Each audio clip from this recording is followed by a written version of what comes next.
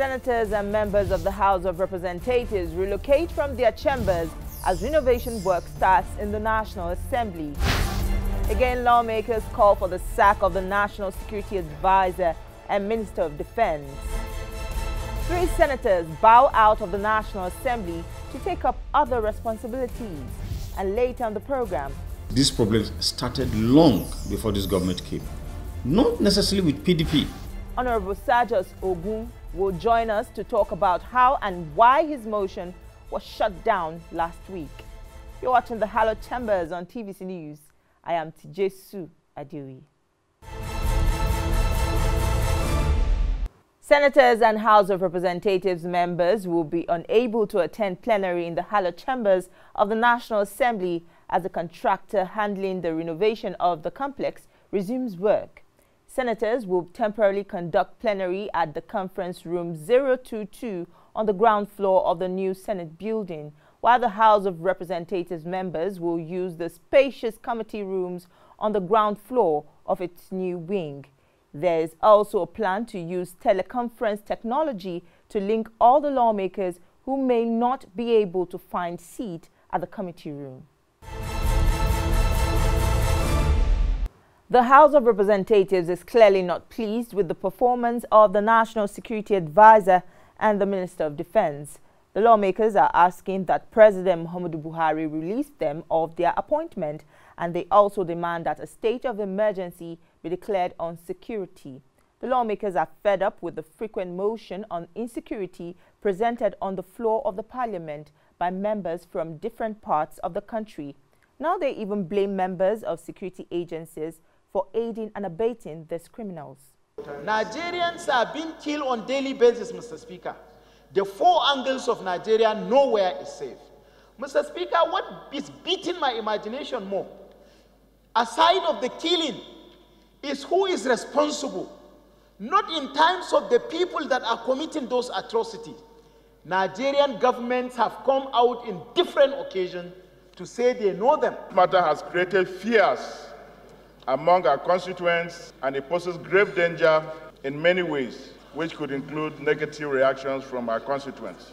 It is so sad that we have come to a situation in this country where evil is perpetrated and no one is held accountable. We have cases where we understand that information were passed to the security personnel, and still these terrorists overcome the ordinary Nigerian people. This is a failed state. The executive headed by Mr. President must know that Benue, our lives matter. We come here and we cry, and today again Benue is bleeding.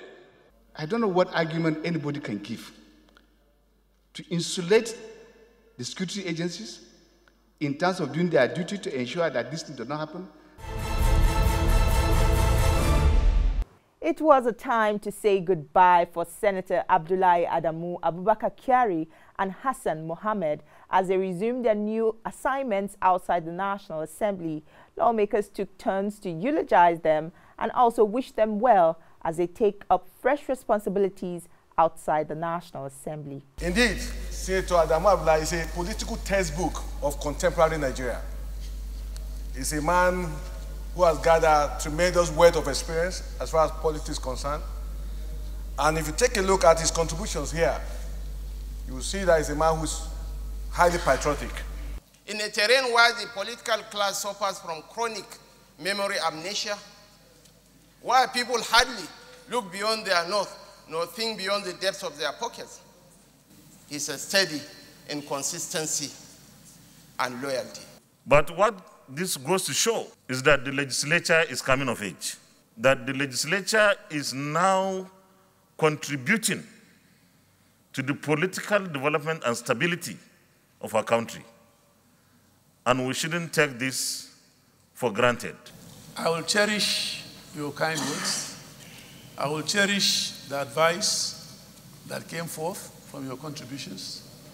And I want to assure you that I will remain a product of this chamber.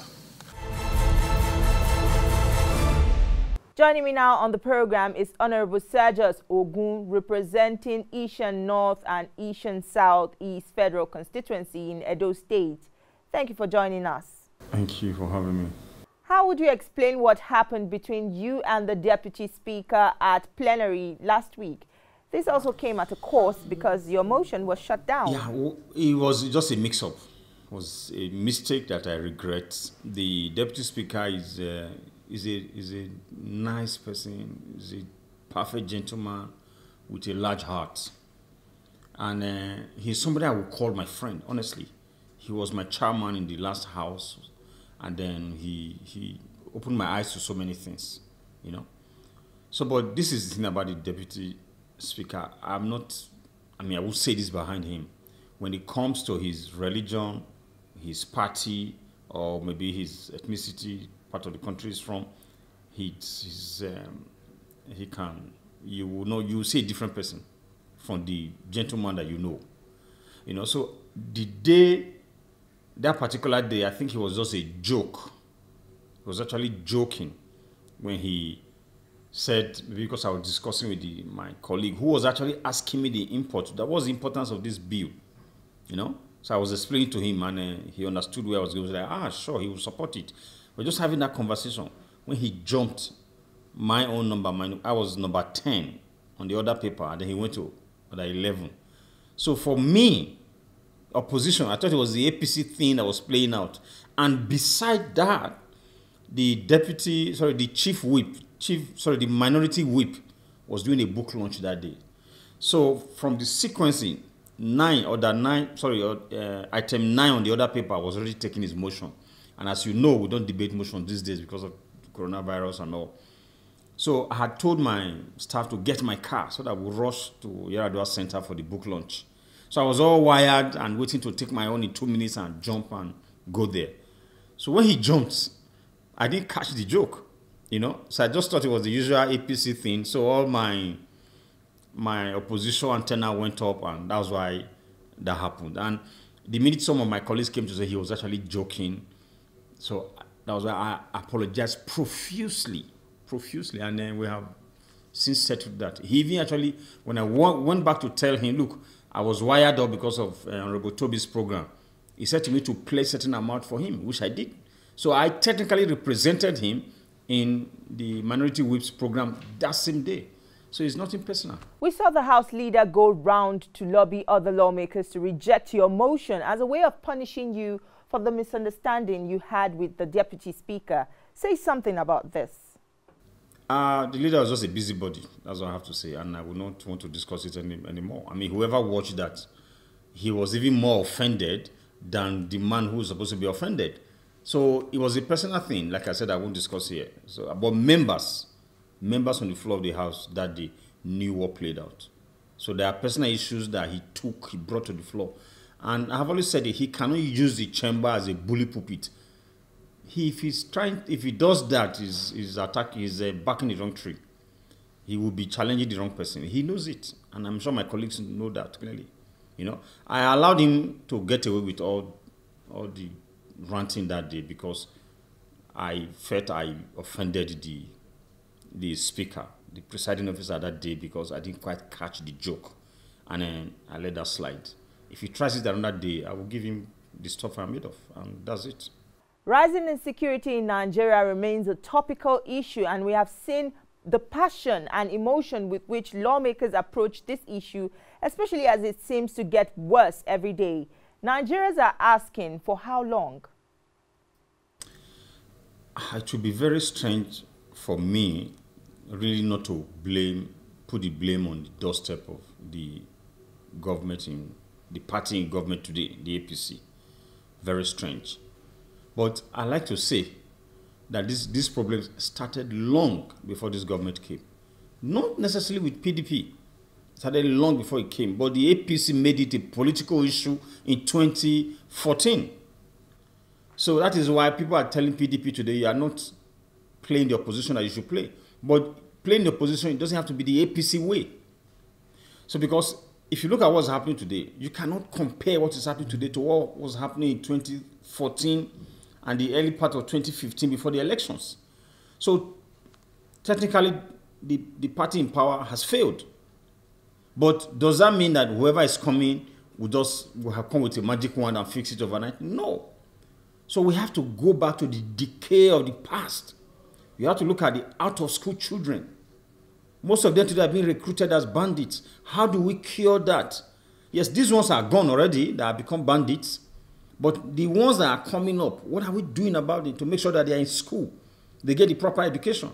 And if you are aware of my bill the last time about the need for, children awards of those in government those in government to be regulated, so that they school here.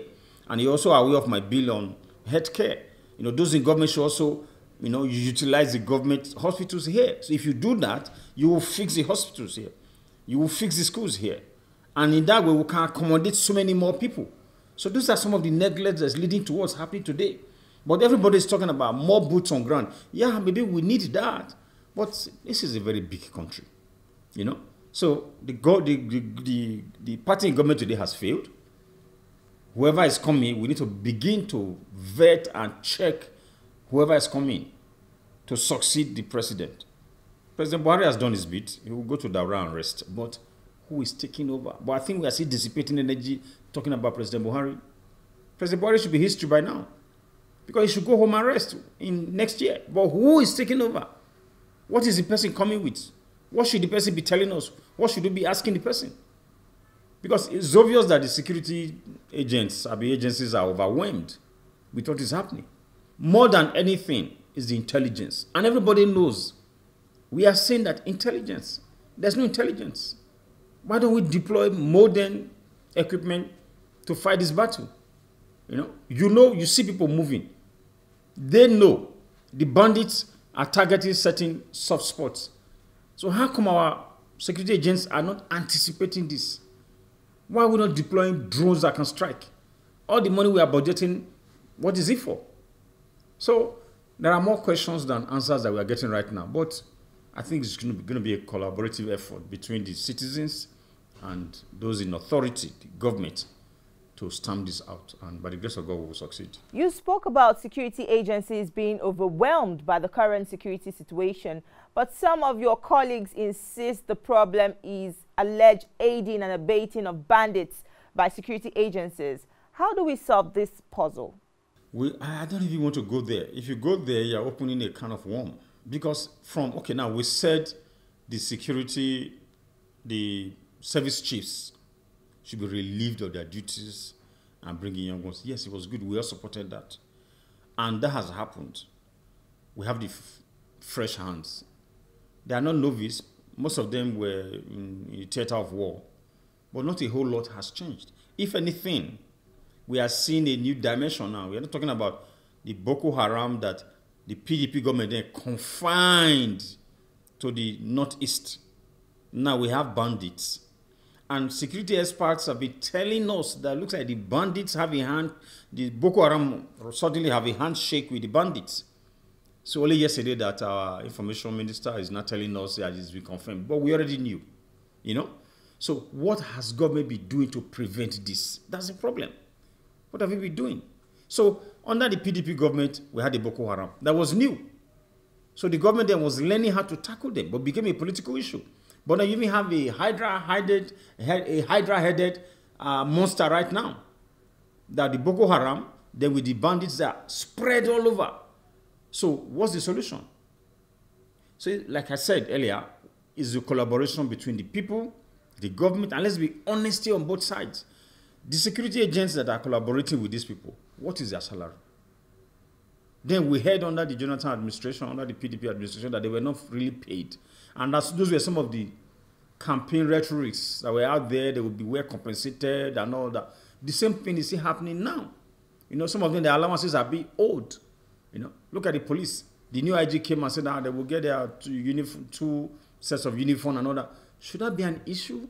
It shouldn't be. So what's the compensation that they are getting? So the bandits come to hire them and pay them more. I'm not saying it's right because you took an oath of office to defend this land. But the man that is going through a whole lot right now, tomorrow is secondary, thinking about today. Look at now, the grid has collapsed. So everybody's buying petrol, everybody's buying diesel. At what cost? and salary is not being increased. So how are people managing? Somebody that is on 200,000 naira salary per month 3 months ago and was struggling, the person is almost in hell today. And the security agents we are talking about are part of us. They go to the same market with us. Their children are going to the same school with us. So how do you expect them to cope? So they are in a desperate situation. So the weak ones can easily cave in and then support these people. So, but what should they do? That's where training, retraining, and preaching and talking to them will come in. That they have to fight this war, succeed, so that we can, as a nation, even look at the compensation for their work. Look at the Niger Delta. You know, OPEC is even asking us to pump more crude oil. We used to use 2.1 million, 2.2 million barrels per day as our oil benchmark, crude oil benchmark in the budget. But OPEC said at a point, okay, do 1.5 or 1.6. Today we are even struggling to do that because of the Russian invasion of Ukraine. OPEC is even telling us, okay, pump more. There was a time in this country we could do 3 million barrels per day. We can't even do that today. Why? It's the same thing we're just talking about. The security conniving with those breaking the pipe and taking the crude oil. And that's our national mainstay. That's the major source of income in this country. And suddenly, because the people that should be protecting the pipeline are conniving with those stealing it, that portends a lot of danger for this country.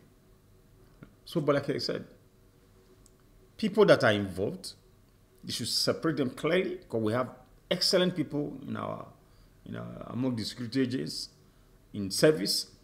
Separate the bad eggs and punish them. We don't see enough of that. That's why people are offended. You talk about bandits, you talk about headsmen harassing people. When they are caught, are they tried and jailed? That should serve as a deterrent to others.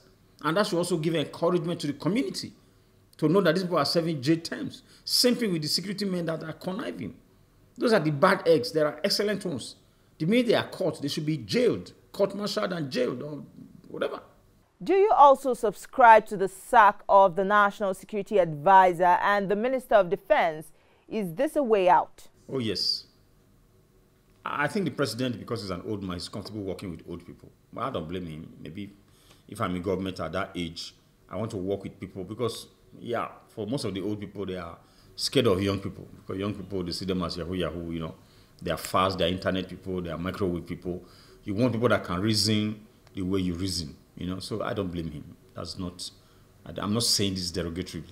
You know, I'm saying it the way it is. I'm saying it the way it is because he's an old man. So I expect him to relate more with old people. You know, but that's not helping us as a nation.